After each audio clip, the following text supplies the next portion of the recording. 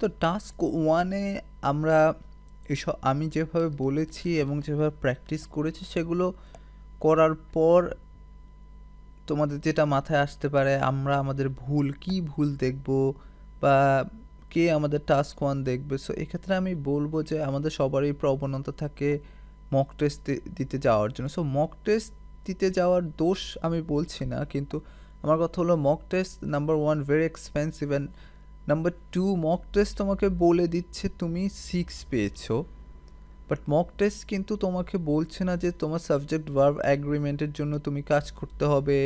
তোমাকে ধরো আমি এক্সট্রা কয়েকটা ক্লাস দিয়ে সাবজেক্ট ভার্ব অ্যাগ্রিমেন্টে বাড়িয়ে দিচ্ছি, একটা মার্কস দিচ্ছি, কিন্তু তোমাকে বুঝতে হবে যে কেন তুমি কম মার্কস পাচ্ছ।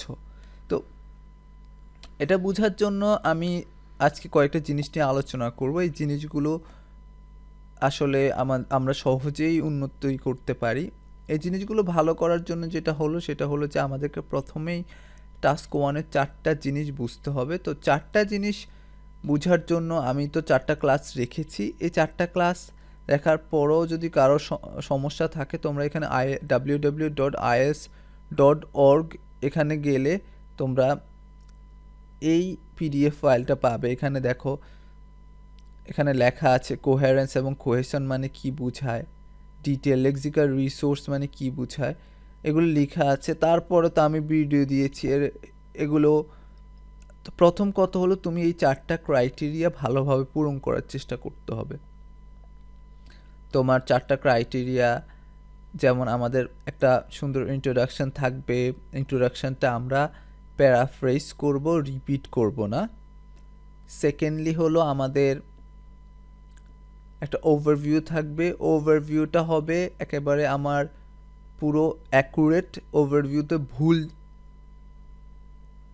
ভুল কোনো ইনফরমেশন দেবে না। ওভারভিউ থাকলেই হবে না, ওভারভিউটা হতে হবে অ্যাকুরেট। তুমি যদি সত্যিকার অর্থে ট্রেনটা উপরে যায় তাহলেই তুমি ওভারভিউতে লিখবে যে আপওয়ার্ড ট্রেন, নিচে গেলে ডাউনওয়ার্ড ট্রেন। সো ওভারভিউ লিখতে হবে একটা সুন্দর করে, প্যারাগ্রাফ রাখতে হবে, প্যারাগ্রাফের একটা স্ট্রাকচার থাকতে হবে।